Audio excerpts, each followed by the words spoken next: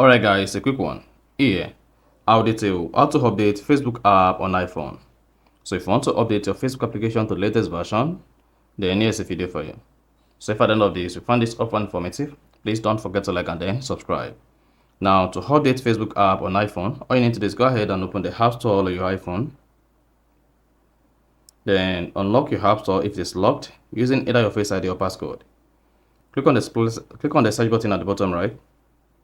Then come here where you see search apps and more and search for Facebook.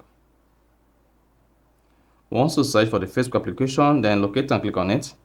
If there is an update available for you, what you need to do is go ahead and click on the update button and hang on. Once you hit the update button, the Facebook application is going to download and install the latest update without deleting or clearing your data on the existing Facebook app. And once it is done, go ahead and click on the open button, and this is going to open the Facebook app on your phone. So that is basically how to update Facebook application on iPhone. So if you found this offer informative, please don't forget to like and then subscribe.